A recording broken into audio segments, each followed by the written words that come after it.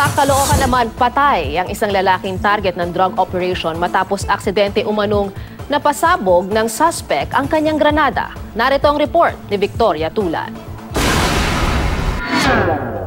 Nagkalasog-lasog ang katawan ng lalaking ito na kinilala lang sa alias na Pido matapos masabugan ng granada sa inuupahang bahay sa Phase 8, Barangay 176, Bagong Silang, Caloocan.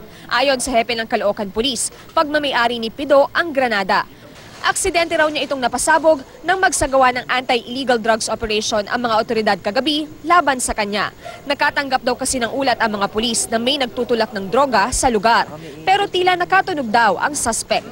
Nung papasok sila doon, yung suspect din ay pumasok. Yung pala kumuha ng something doon. So, nung nakita niya ng tropa na may hawak pala ng granada, yung instinct is binarilan niya. So, nung pagkabaril, bigla na rin sumabog. Sa lakas ng pagsabog, nagkabasag-basag ang mga salamin sa bahay. Nakita sa bahay ang pin ng granada at 3 sachet ng hinihinalang shabu na nagkakahalaga ng mahigit 50,000 piso. May nakuha ring drug paraphernalia at 2 bala ng shotgun. Makita naman natin yung volume nung na-recover natin.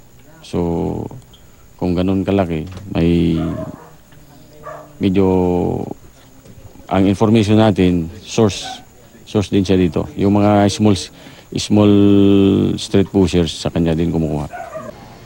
Ayon sa Purok leader, walang masyadong nakakakilala kay Pido. Kapag ko sa mga residente, pag-alam ko sa mga residente na ibigay sa akin impormasyon, mga 3 months pa lang dito, hindi ko pa siya kilala.